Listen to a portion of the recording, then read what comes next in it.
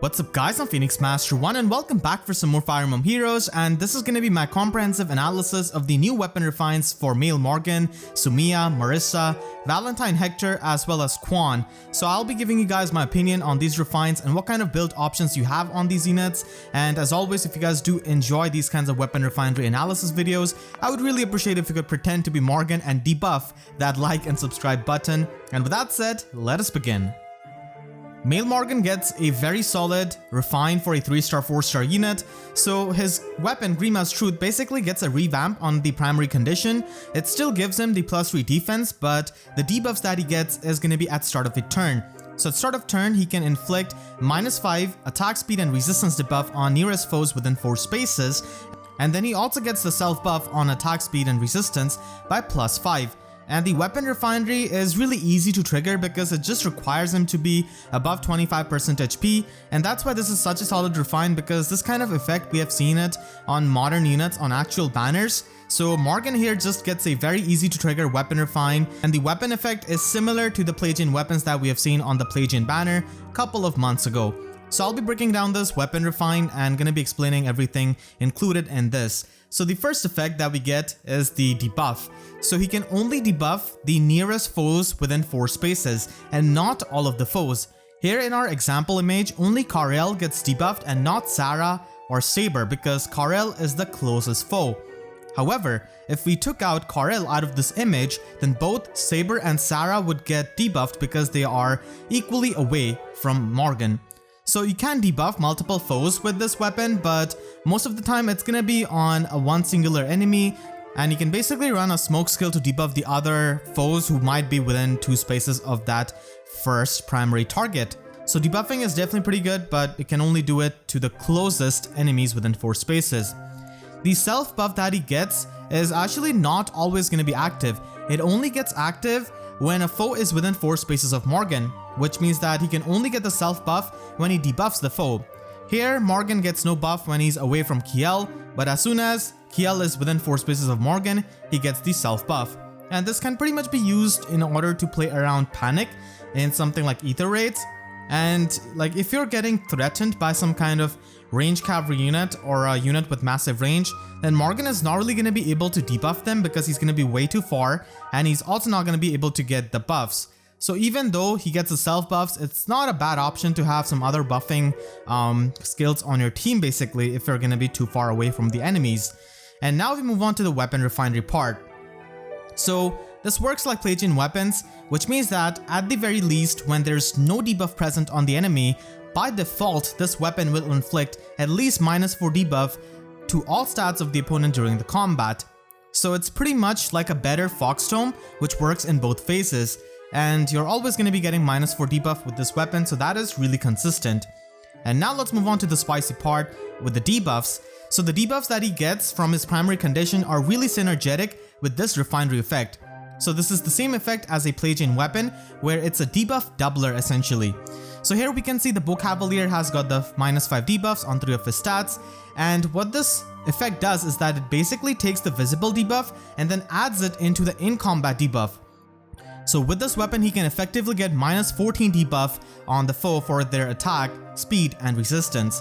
So here, basically Morgan is getting the -4 debuff, which is present by default on his weapon, which I just went over in the last image. And then here we have got the -5 visible debuff, which you can see with the primary effect of the weapon.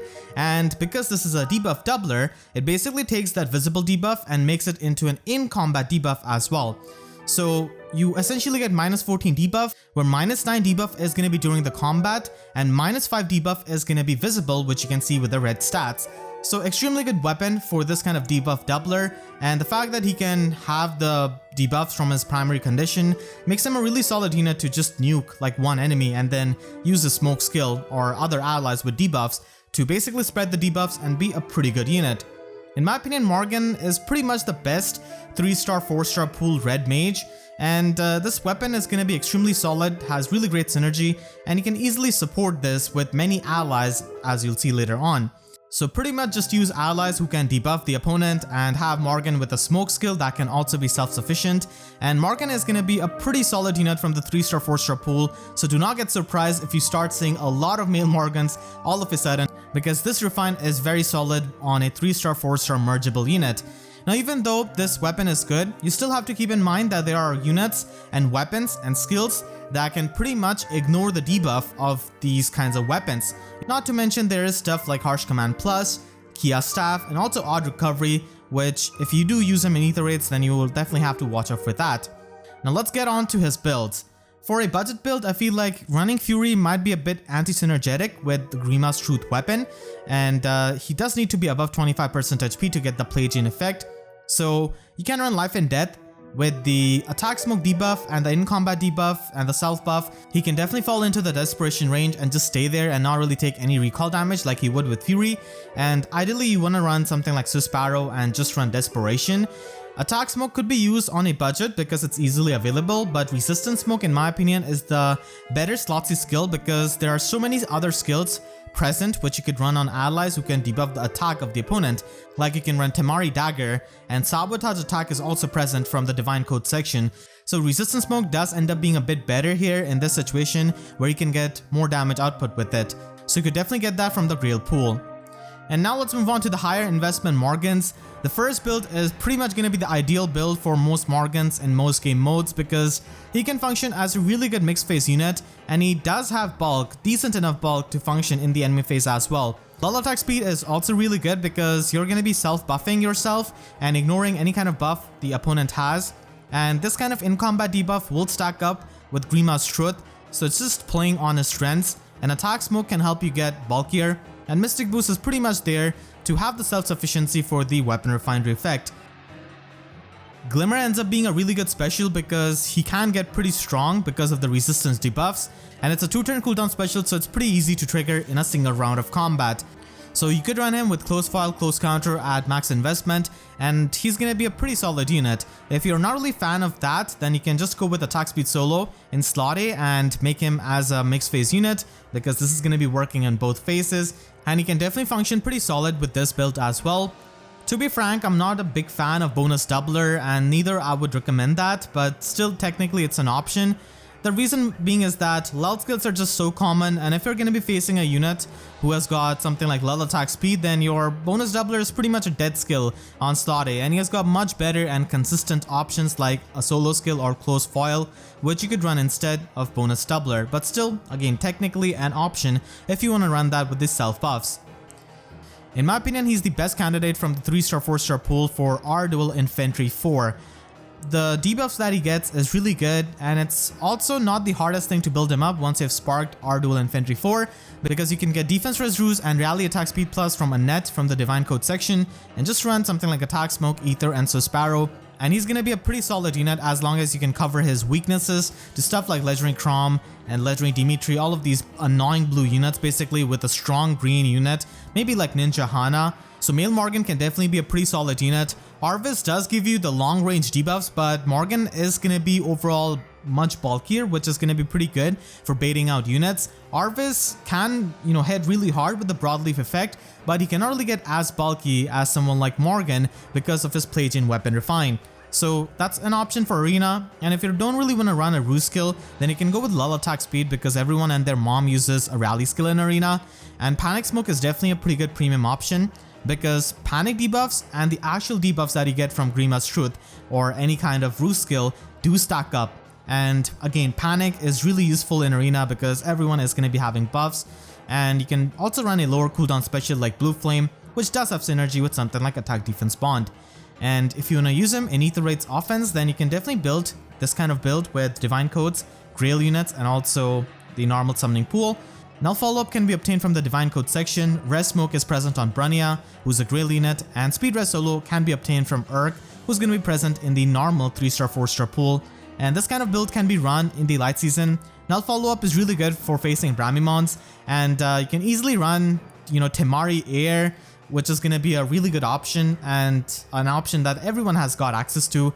If you're running Mila, then she does already come with Sabotage Attack, which is really good. And someone like Tethys can just run Temari Dagger as well as Sabotage Resistance from Solon, and that gives you like triple debuffs, which is really good. And you just need to run something like Speed Smoke at that point. Versus, of course, going to be a pretty good unit always in Aether Raids because of her debuffs as well as the Panic. and like I said before, Panic and the actual debuffs do stack up. In Astro Season, Plumeria does have Sabotage Speed by default, and her Dance does give the debuffs. And if you want to explore some more options, then you do have Brave Micaiah, who's got Yune's Whispers, which is basically Sabotage, Attack, and Speed built into one. And she can decently cover up Male Morgan's weaknesses to, blue units. But still, at the end of the day, both Morgan and Brave Micaiah are going to be losing to a Brave Hector. So that is going to be annoying. I do use Layla a lot in the Astro Season with my Broadleaf and Soth. So the same concept applies here. You want to use Layla with her dagger debuffs, and you want to run attack and speed smoke on her Slotsy and Sacred Seal. So you pretty much get quad debuffs, which means that Morgan is going to be incredibly powerful with his Pelagian weapon. Layla has become a bit worse because of Far Save, so that could be annoying, but still it's a solid combo that you could use. If you just want to go with a pretty traditional option, then you can go with Male Morgan as a support unit for your mage, and he can run a Sabotage skill and just soak the shrines for Morgan, and also run a Roost skill with a Rally skill if you do want to run that. Cecilia is a very underrated option. While she doesn't exactly directly provide you the support, she can basically cover up the weaknesses of Male Morgan by taking care of stuff like Far Save Brave Hector with Tome of Order and Lancebreaker, and can also deal with a lot of blue threats which are going to be annoying Morgan, and she can definitely take them on better than Brave Micaiah in many situations because of Tome of Order and the Triangle Adept Weapon Refine. And you can definitely run like a smoke skill on her Slotsy, or even run doubled smokes if you want to, and she can be a pretty good Hector Slayer, which is going to be a pretty annoying thing. And if you want to go all out, then you can definitely go with the tier 4 attack speed solo skill and just run Rest Smoke if you have something like Sabotage Attack on your team. And a healing special is always going to be nice to just keep him healthy. You can also run him with Close Foil or Close Counter. I feel like in the light season, Close Foil is a bit better because Sothis is not really going to be a threat to Morgan, and you can easily just run Null Follow-Up to deal with Bramimons and just be really tanky overall. You can run Close Counter in the Anima season because Saros and Duma are going to be the threats. Saros can still hit extremely hard, but at least she's not going to be able to double him because of Null Follow-Up. And if you have her debuffed, and if you have something like a Divine Fang buff, then you can definitely deal with Saros much better than you would expect a red unit too. Overall, I feel like plus speed IV is definitely going to be better for him because even though he can get really fast, it's really good for future proofing him because speed creep is a really annoying thing in FEH, and there are just so many modern units who can hit insane amounts of speed. So going with the speed IV just cannot go wrong, and I would personally pick this as well. So go with the speed IV, and something like this could be run in Aether raids. And his self buffs can be annoying at times if you're facing panic manners and stuff like that. So you can just run attack res unity and not really care about panic or debuffs in general yourself, and it's a really strong option. You can also use him in Aether raids defense. It's a bit harder to use him in Aether raids defense, but I feel like you could definitely make your team in a way that you're forcing the opponent to tank your units. So a far save armor unit like maybe Brave Hector or Brave Edelgard can basically stop the ranged sniping units and just force the opponent to tank your team. And when they try to tank your team, the debuff from Grima's Truth is absolutely going to be destroying that unit, debuffing them. On top of that, your Morgan is going to have Lull skill, which is going to ignore their buffs, a Sturdy Impact, which is going to make sure that he doesn't get doubled, and Panic Smoke to just ruin their buffs if they have any. So he can be an annoying unit if you build him that way, but there are definitely other options that you could use on Aether raids defense, but Morgan can still work out decently. And the final option is the one with shiny new skill that we have on the banner. So you can run Ideal skill with the self buffs that he gets, but like I showed you before, if he's not close to the enemy, then he's not going to be getting the self buffs. And if you want to get +9 attack and speed, then you pretty much need him to be at full HP. So you just gotta stack up the attack debuffs and make sure he doesn't take too much damage and can just heal that off with Mystic Boost. Overall, I feel like there are more consistent skills that he can utilize, but this is pretty much the shiny new skill, so I'm just featuring him with this that he can work out. Not the best option, but still an option nonetheless. Sumia gets a pretty good weapon refine in Flower Lance, and she's the second playable unit in the game to have Canto after Regin. So Flower Lance gives her +4 to all of her stats as long as the foe is above 75% HP, which is not a hard condition to trigger. And the weapon refinery gives her Canto 2, which means that she can move 2 spaces after an action like breaking a structure, attacking, or using an assist skill. And the other effect from her refine basically gives her Wings of Mercy 4, a better Wings of Mercy, because The ally unit just needs to be below 80% HP and she can teleport, which is really good and does make her a pretty good unit for Galeforcing because she can just jump in, and she's definitely going to be a pretty good option with something like an Air for the Air Force team, or Ninja Lin who runs Fury and just gets below the HP. So it's pretty easy to get the attack and speed buff from her Refine as well because she's mainly going to be a player phase unit, and the other condition is to just be within 2 spaces of an ally, which is again not really that tough because she can just teleport around. So Sumia gets a pretty good niche, which is definitely going to be making her unique and making her stand out. She's not the most threatening unit offensively just based on her stats, but Kanto does have a lot of utility and she can definitely be a really fun unit to use for a lot of teams.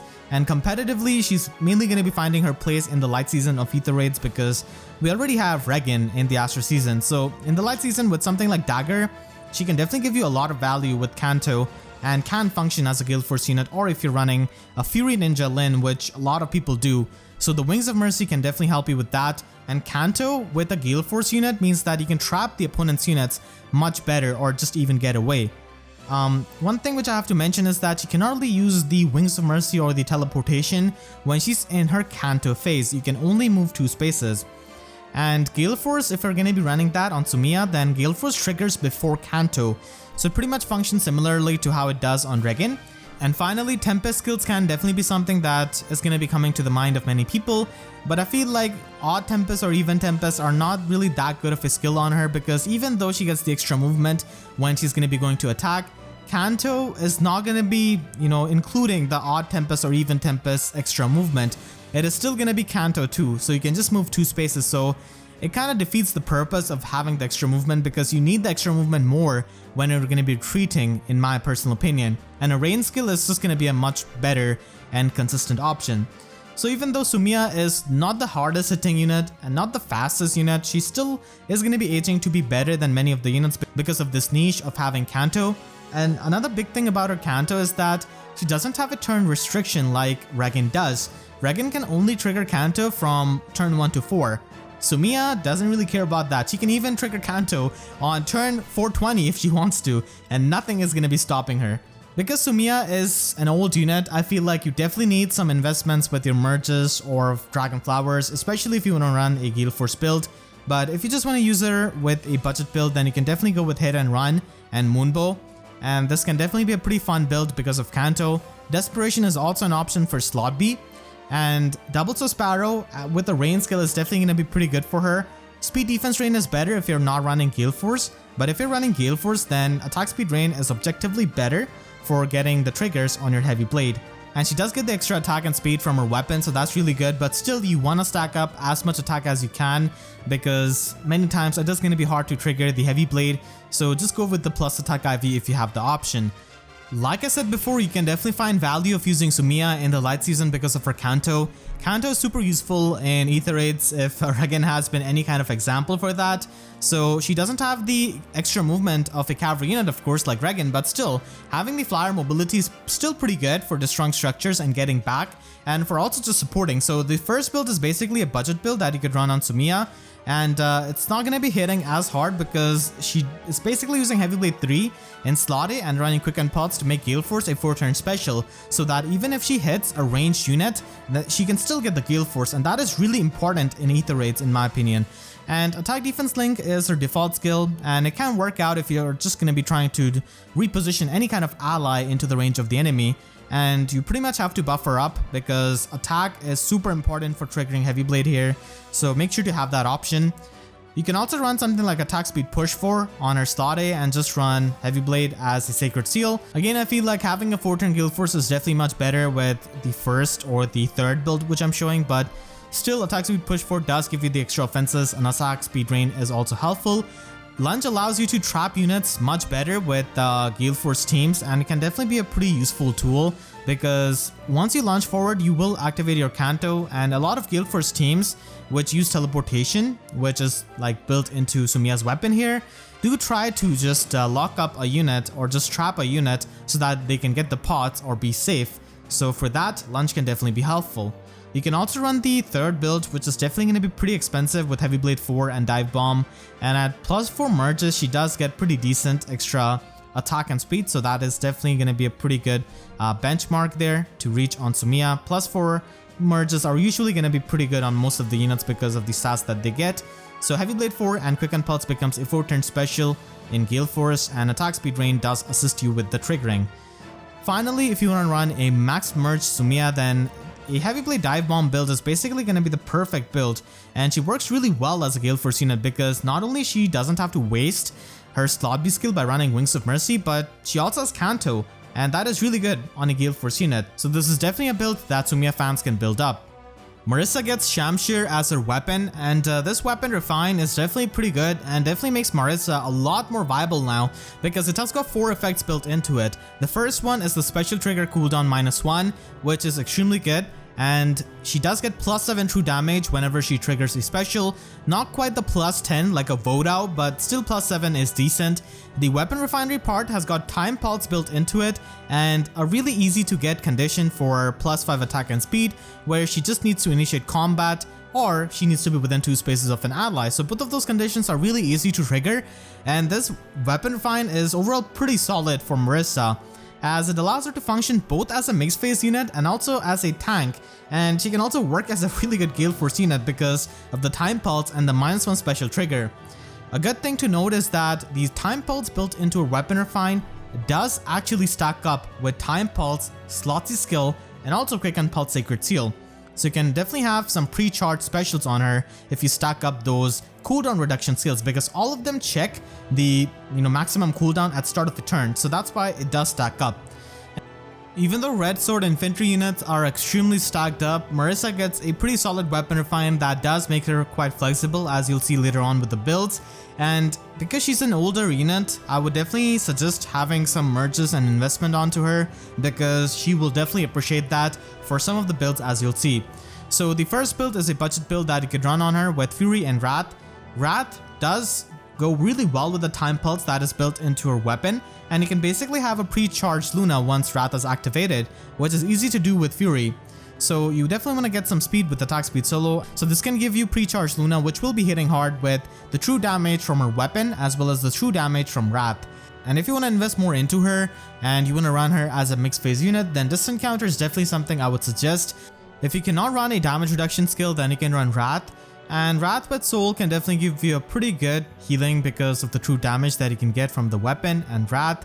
Even though it might seem like Soul and Wrath will have anti-synergy, you can still run them because Wrath can trigger during the combat when she falls below that HP threshold, which is going to be happening a lot because you're not running a damage reduction skill, and her weapon doesn't really do anything for her when it comes to her bulk.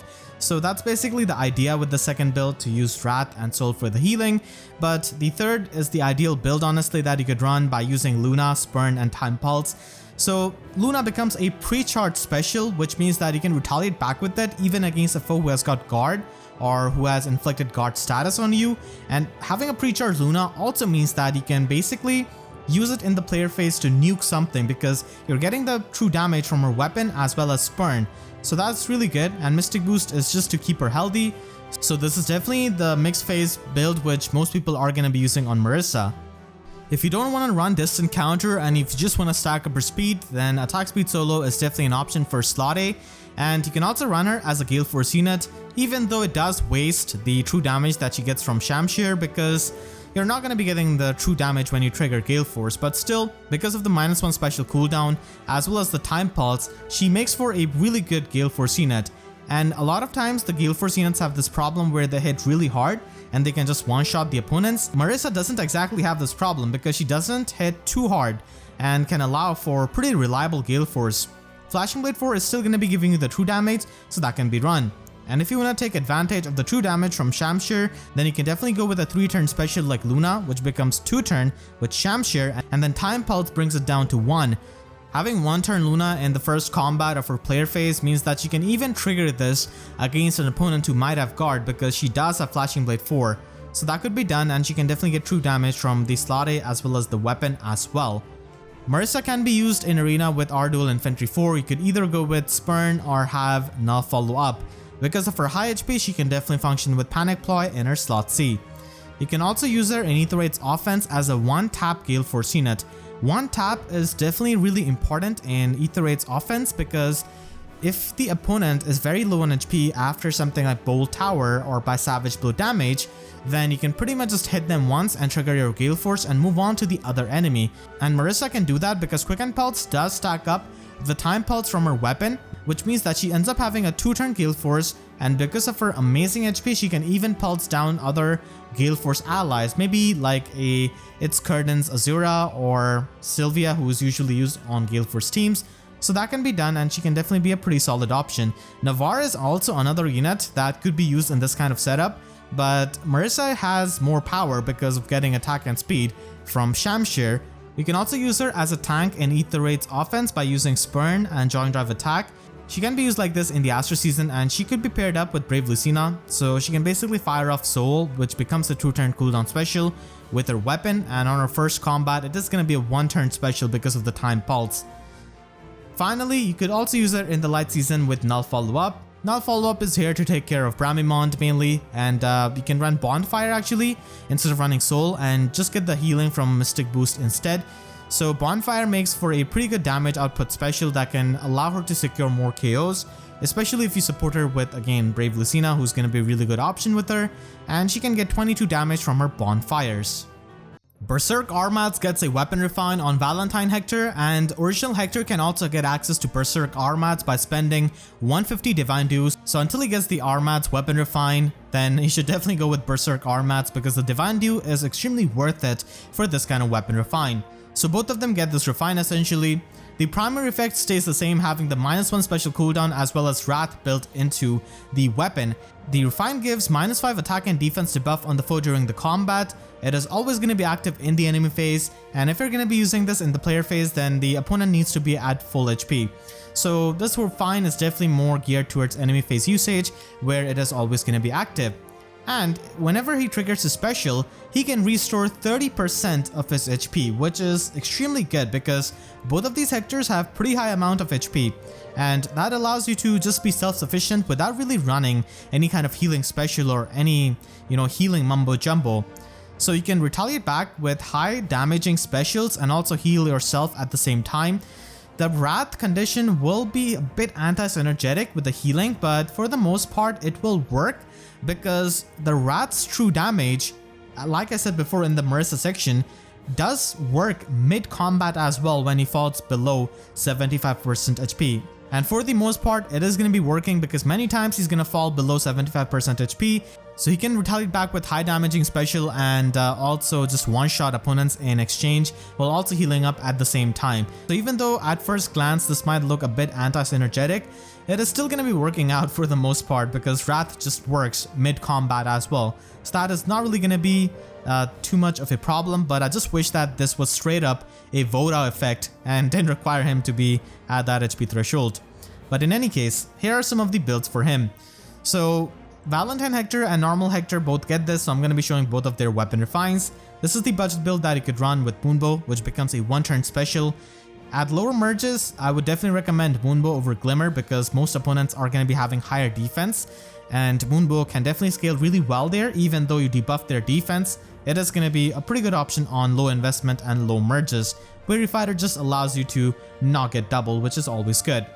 You can also run Wrath, and this does stack up with the true damage that he gets from Berserk Armads, which also has Wrath built into it. So you can pretty much get plus 20 true damage with the double Wrath, and again Moonbow is an option at low investment.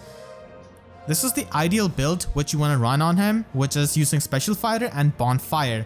And I have showcased this kind of build in my Sonya theme battle briefly, and this works out really great because you can fire off high damaging bonfires which are going to be doing a lot of damage with this high defense and also going to be healing you up while providing you the guard effect, which is really good in case he gets doubled.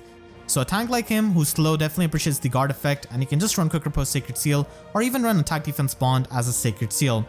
Both of the Hectors with this Berserk Armads can definitely let go of their distant counter and instead function as a near save unit.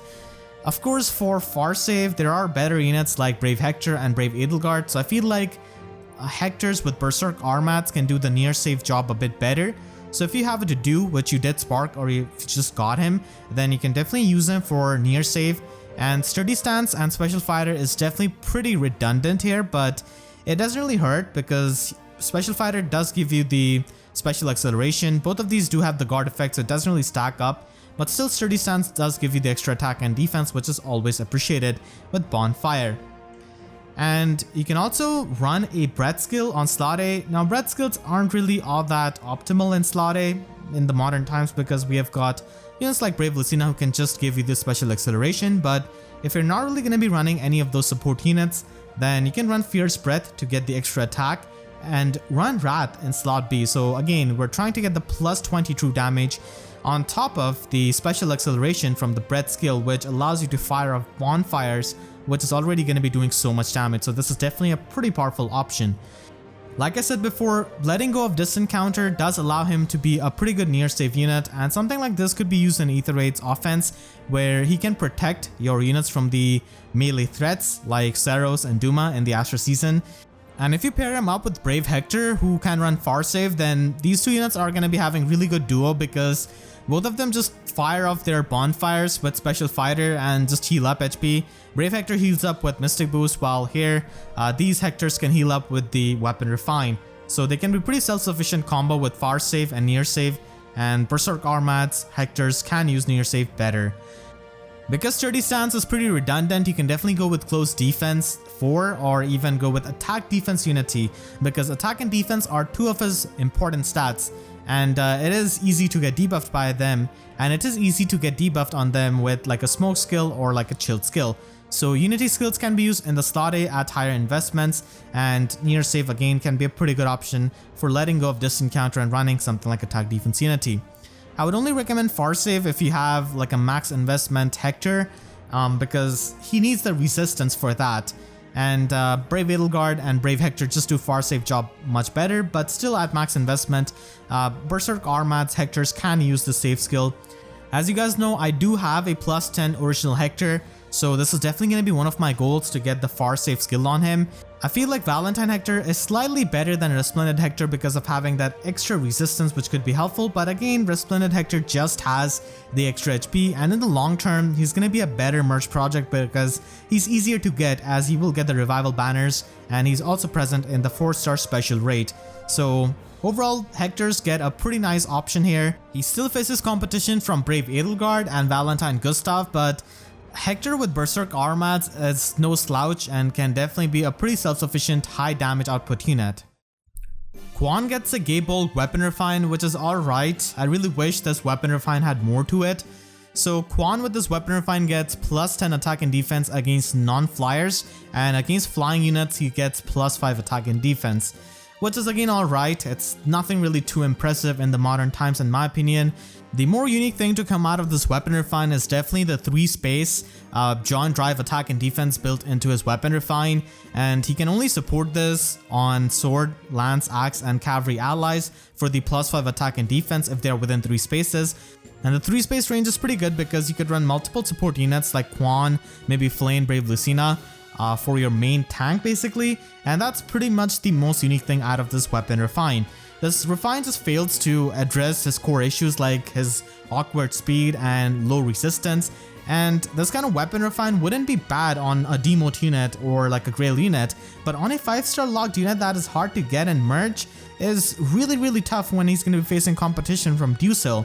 So I wish this Weapon Refine had more, because even lore wise this doesn't really make any kind of sense of giving Quan this kind of support effect.